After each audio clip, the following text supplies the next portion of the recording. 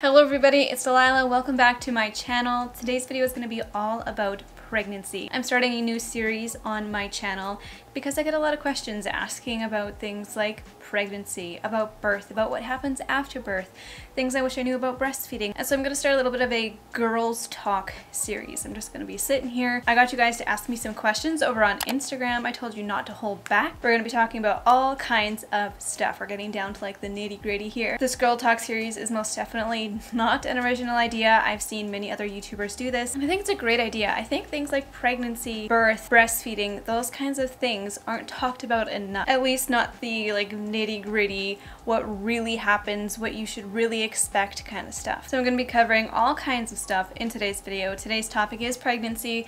I'll be making future videos on birth, postpartum, maybe even periods, things like that. I am a little bit sick today, so I figured today would be the best day to film because tomorrow I might not have a voice, so if I do seem a little bit off, that is why. But if you're new to my channel, hello, my name is Delilah. I'm so glad you're here.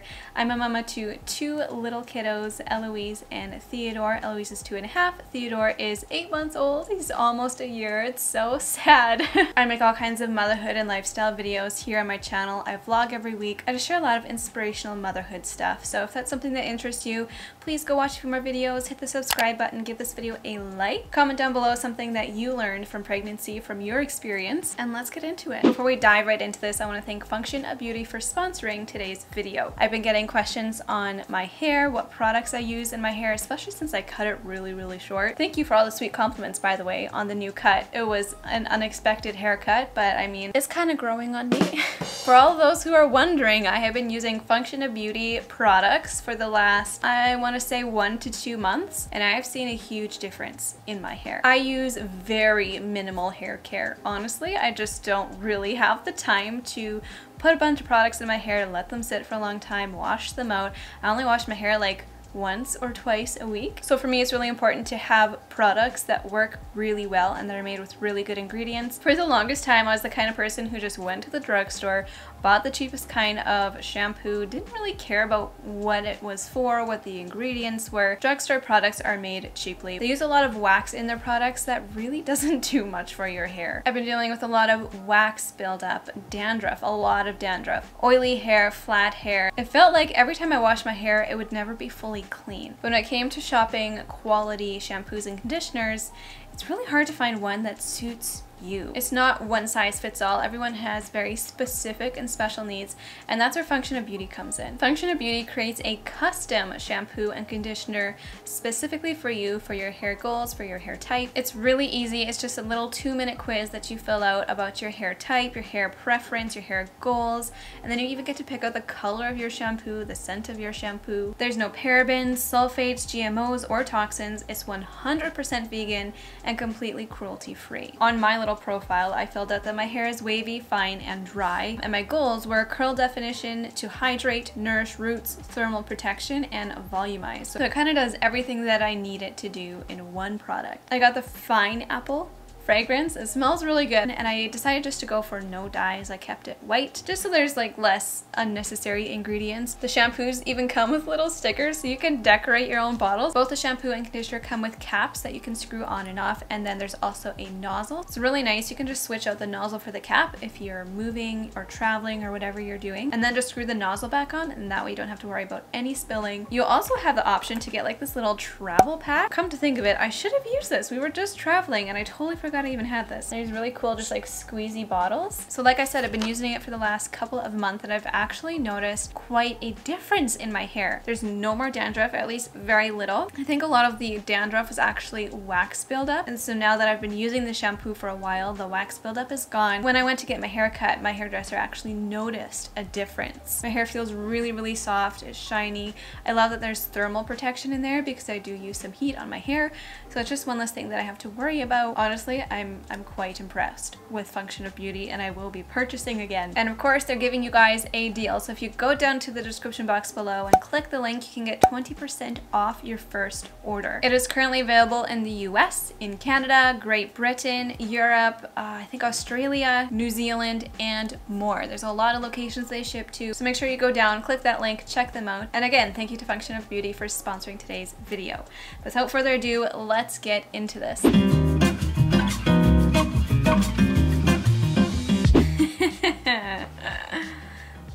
get right into the nitty-gritty, shall we? Sex during pregnancy. Is it in any way uncomfortable or bad? That depends on you and your body and your partner.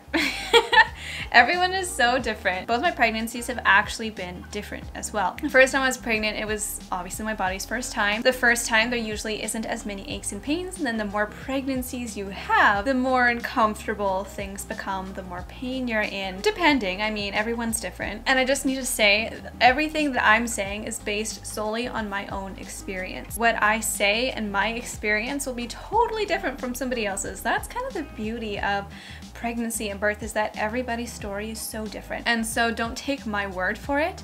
This is my experience, and this may be the same for you, it may not be. But anyways, sex during pregnancy. In the beginning, in the first trimester, I mean, it's not that weird because you don't have much of a belly yet. Things haven't changed too much, but the thing that's really hard for me is that I don't feel great. First pregnancy, I was really tired, and then in the second pregnancy, I was pretty sick. It was more so a matter of me just not feeling well. In the second trimester, that's typically when things are better. Some women have a high sex drive, some women have a low one. I would say I'm one of the women who have low sex drives during pregnancy. Actually, the first was a bit different. Second time was not great. But second trimester is usually like pretty good. You gotta start experimenting a little bit because your stomach is bigger and some positions just don't work. Third trimester though, that's when things get weird. I carry my babies very low, and so things just do not feel right. It can be painful. It's a little bit weird. So yes, it's uncomfortable, but I wouldn't say that it's bad. It's just different. How were your emotions affected during each pregnancy? This is something I actually really wanted to talk about because this was a huge thing for me in my second pregnancy. My first, I didn't really experience a whole lot of hormonal changes. At least during the pregnancy, I was pretty much myself. But with the second pregnancy, I was not myself. Looking back, I was not in a very good place. I think a big part of it was that I just didn't feel good for a majority of the pregnancy. I was sick, uncomfortable. I just was not mentally myself. And it's hard to explain, especially because in the moment I didn't realize it. I didn't realize that I wasn't fully myself. I felt like a little bit off, but I didn't know how unhappy I was, if that makes sense. Like obviously I was happy. I was happy to have another baby. I was so excited for another baby, but I just wasn't my usual happy self. And I think that was pretty evident just following along in my journey, in the vlogs, in the updates. A lot of you picked up on that, and it's something I didn't really notice myself. Hormones were weird, and hormones are different for everybody. For me, with the first pregnancy, I was fine, and then afterwards, postpartum depression kind of kicked in. And then for the second pregnancy, I was kind of off the whole pregnancy mentally, and then afterwards, I was back to normal with no sign of postpartum depression. So I've had two very different experiences. I've seen kind of both sides. Was it scary knowing that life was inside of you and that you had to take care of it forever? Here's the weird thing about pregnancy. When you find out you're pregnant, you don't feel any different. You just see a positive line on a pregnancy test. Or at least that's how it was for me. And it was really hard to fathom that there was a living human inside of me. It's such a cool thought, and I was so excited for it, but it's so hard to fathom and think about. And then as the baby grows, your stomach grows, you start feeling that baby move, you hear the heartbeat. It's all really cool, and the reality of everything kind of kicks in. But for me, you can't really fully comprehend that there is a human inside of you because you've never met them before. You don't know who they are. And even though you're seeing the movements, you're feeling the movements, I don't know, like you just don't really understand until they are here in your arms. The reality of pregnancy and the miracle of pregnancy kind of kicks in then, and you realize, wow, this was inside of me. This living human person was inside of me, and it's so cool. But for me, the reality really doesn't kick in until afterwards. Did you notice differences when carrying different sex babies? Yes and no. I think it was more so the difference between their personalities rather than the different sex. Also the difference between a first and a second pregnancy, because the second time my body's already been through it. My body knows what to do, so the belly gets big sooner and the aches and pains happen sooner. Everything just happens sooner with the second pregnancy, and so there's a bit of differences there. I think it mostly just depends on like the position of the baby, which pregnancy it is, their personalities. Like with Theodore, he was so active. I felt him at 11 weeks. All throughout the entire pregnancy, he just moved so much. I don't remember Eloise ever moving that much. As far as cravings, emotions, all the old wives' tales things, with Eloise, according to old wives' tales, I was having a boy, and with Theodore, according to old wives' tales, I was having a girl. I actually did videos on both of them testing out the old wives' tales, but for me it was the opposite. And I've heard so many people say that like because they had a girl the first time, they were convinced the second one was a boy because their pregnancies were so different, and they ended up having 2 girls. I really couldn't notice any difference other than the feeling. I knew with Eloise deep down in my heart that she was a girl.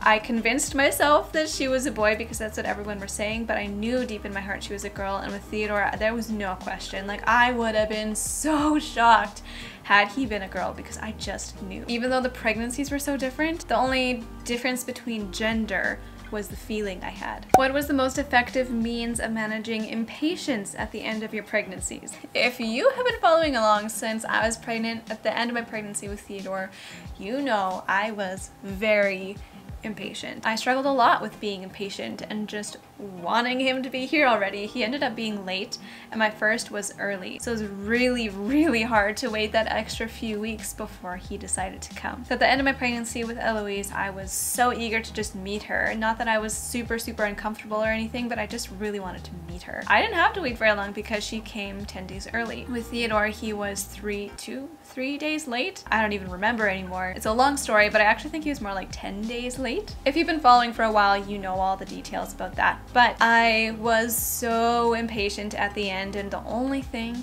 honestly, the only thing that helped me get through it was prayer, spending time in the Word, talking to the Lord, and just trusting in Him, trusting that He had a plan, and trusting that that plan was good. And it was. I mean, that birth was amazing. Afterbirth was a little scary, but the birth was incredible. If you haven't seen that birth vlog, I will leave that linked here for you to go and watch. It was the most amazing experience ever. I've seen it time and time again that the Lord provides, and that if I just trust Him, I know that His plan is far greater than my plan. But because I am merely human and I cannot fully understand what His plan is, and I'm the kind of person who really likes to be in control, and it's not great, I really just need to relearn to trust in Him.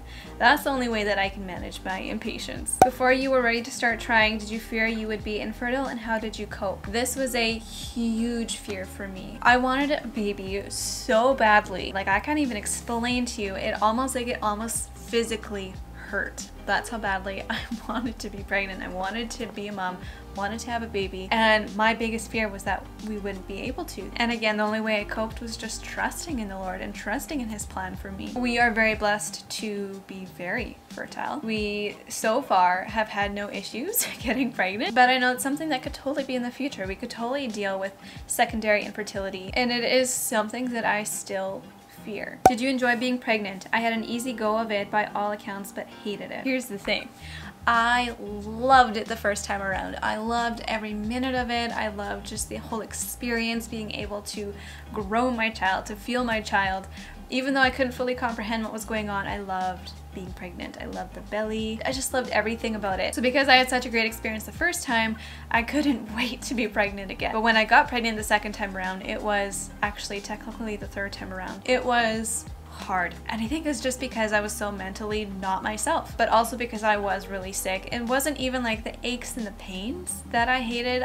Like, that's fine, I can deal with aches and pains, but it's the feeling nauseous and the not feeling myself that made it not so fun. And I honestly did not enjoy my second pregnancy very much. Not that it was a really horrible pregnancy. I know a lot of women have it way worse than I did, but it left me almost with a bad taste in my mouth, and I'm almost scared to get pregnant again. I'm not ready. Not ready for that quite yet. I know I will in the future, if it's God's plan for me, but I didn't enjoy it the second time. It was crazy, just the two drastic differences between those pregnancies. What is the one thing that you regret about how you handled pregnancy? There's a couple things that I regret a little bit. The first time around, I regret not appreciating it as much. I didn't know what was going on. I mean, it was my first time. I didn't know what was going on with my body. I couldn't fathom that there was actually a human inside of me, and like, I just didn't know and I didn't appreciate it enough. So the second time around, I was convinced like I was going to appreciate every single moment, and I tried to. It was hard because it was a rougher pregnancy. I regret not being easy on myself. I regret not appreciating it enough. You only have a few months with this baby inside of you, and you're never gonna get those months back, and so I regret not soaking it in enough. Did you ever have the sense you were pregnant before you took a test? Yes, but here's the thing. The 2 times that we were trying, I sensed I was, but that's because we were trying and I knew that there was a good possibility that I would be pregnant. But the one time we were surprised, I had no idea. The thought honestly like didn't even cross my mind. I don't even know why I took a pregnancy test. I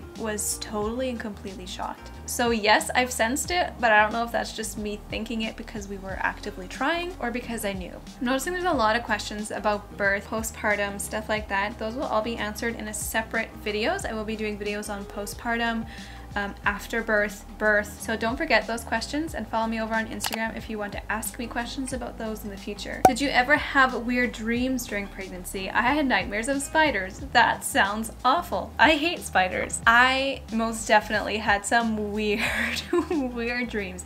I can't even remember what they are, but I just remember them being weird, and I remember having a lot of them, and it was more so in like the 2nd and 3rd trimester of both my pregnancies that I had these really weird dreams, and I just like have no explanation about where they came from, why I dreamt them. They were weird. Were there times you were scared not knowing what your body was doing? Yes, there were a few times when I would bleed a little bit, and that was terrifying, especially the first few times it happened because I didn't know anything. I didn't know what was going on, and even as it continues to happen, especially after a miscarriage, it is scary. Every time there's just like even the smallest speck of blood. When you're pregnant, your cervix gets very sensitive, and so sex can cause you to bleed. And I think that was the case most of the time when I did bleed, which was like very little, but there were some times when I did, and that was terrifying. There were also some crazy aches and pains that I couldn't explain, and it was weird and scary. I got a lot of lightning crotch at the end of both my pregnancies because my babies were very low. The first few times it happened, it was like, whoa, what was that? That hurt like crazy. What is going on? What is my body doing? But overall, I've had very low risk pregnancies, so there hasn't really been a lot to worry about, which I am very thankful for. What is something you wish you knew about pregnancy that you didn't know before getting pregnant? I mean, there's a lot of things, but really nothing can prepare you for it, no matter how much you learn about it, hear people talk about it. When it finally happens to you, your story will be totally different from everybody else's. No one can fully prepare you for what it feels like and what it's really like. Honestly, I went into it really blind. I knew like nothing. I was also very young. I was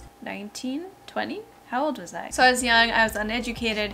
I wish I just knew more about what pregnancy was like when the ultrasounds happen, what to expect from doctor visits, that kind of thing. And it's different for every country. In Canada, we don't have to pay for hospital stays. We have free healthcare, which is amazing. A huge, huge blessing. Doctor visits were something I didn't quite expect. They were very like rushed in and out until towards the end of the pregnancy. That's disappointing for me, especially in the beginning of pregnancy, because you just don't know what's going on. You don't know if everything is okay, if there really is a baby growing in there, how things are doing, and typically people don't get ultrasounds until about 10 weeks. You don't have that confirmation until you're almost through the first trimester. That's something I wish I knew. That was kind of a shocker for me in the very beginning. Also, you usually can't hear the heartbeat until almost the 2nd trimester. We actually ended up hearing the heartbeats with both pregnancies quite soon. Little things like that I wish I knew, like details about doctor visits and hospital visits, ultrasounds, things like that. How often did you do an ultrasound for baby? Is it wrong to do one every month? It's different for every country, every pregnancy. For high-risk pregnancies, they do it more often. For low-risk pregnancies, like I only got 2 ultrasounds with each of my kids. So the first one is around 10 weeks to kind of confirm everything's okay, check the heartbeat, check the growth. According to the growth of the baby, that's when they decide the official due date. And then there is a second ultrasound, a longer one, the anatomy scan at about 20 weeks, where they can check the gender if you want. We never found out. They'll check the gender, they'll check all like the heart, everything, the brain, do all that kind of stuff. And that's all that I ever got. I never needed another ultrasound. I wish I could have gotten another one. We could pay to get like a 3D ultrasound, but I don't know, that's something, I feel like that almost ruins the surprise. I don't know. I don't think we'll ever get a 3D ultrasound. Honestly, I don't even know if here where we live in Canada, if we can get more ultrasounds, just because I think you need a referral from a doctor and it's hard to get that referral from the doctor. During your pregnancy, do you have any insane cravings such as TV shows suggest you do? Yes. But everybody's different. Again, I mean, with my first pregnancy, I really didn't get any well, kind of got cravings, not for anything specific. It was more so food aversions. I could not stand bacon or mint and chocolate. Two things I love, two very random things that I couldn't stand during pregnancy, and I really craved salty foods, which is super unlike me. Normally I would have like a smaller portion of dinner and have dessert afterwards, but when I was pregnant with Eloise, I would have seconds instead of dessert. Super weird for me, but with Theodore, I craved all the sweets, and there were actually a few times I craved specifically a McDonald's cheeseburger and Dairy Queen fries and chicken fingers. I don't know why, but those very specific things I craved and I needed. What do you tell people who comment on the size of your belly and weight gain? Honestly, I'm someone who's not super bothered by it, or at least I haven't been. I just kind of go along with it and make a conversation out of it. I know it's a sensitive topic for a lot of women, but I don't know, I felt very confident in my body when I was pregnant, and I loved the bump and I loved just showing it off and dressing it up. I don't know, I enjoyed the growth, I enjoyed the weight gain. Like, it was never something that really bothered me. While pregnant, what do you look forward to being able to do again most after pregnancy? That's a good question. Honestly, for me, it's just laying on my stomach. I enjoy laying on my stomach. I enjoy not being restricted to how I have to lay, or laying on my back. Oh, laying on your back, you can't do that while you're pregnant either. And so, or at least not in like the last half of pregnancy. Those laying on my stomach, laying on my back, that is what I miss. Having a good sleep without having to get up to go pee every night, and just being able to lay whatever position I want to lay, whatever position feels comfortable. That's what I look forward to the most. We're running out of time. This video is getting really long, so I'm just gonna have to cut it off there. I feel like I covered a lot of topics in pregnancy. Again, if you want to know more about birth, about postpartum, about even miscarriage, I could do a video about that because we have had an experience with it, and it's a topic that a lot of women are very blinded to and unaware of. I could do videos on all those topics. Follow me on Instagram if you want to ask me questions about those. I look forward to these videos coming to you in the near future. If you want to know more details about my past pregnancies, I did a lot of updates. I think I updated like every 2 weeks. I filmed a video about what was going on with my pregnancy. They're very detailed videos, so if you want to know more about those, I will leave those playlists linked down below in the description box. I hope this was insightful and useful to you. Again, thank you to FunctionABeauty for sponsoring today's video. Go check them out in the description box. I love you all. I hope you're having a wonderful day, and I'll see you in my next video. Bye guys.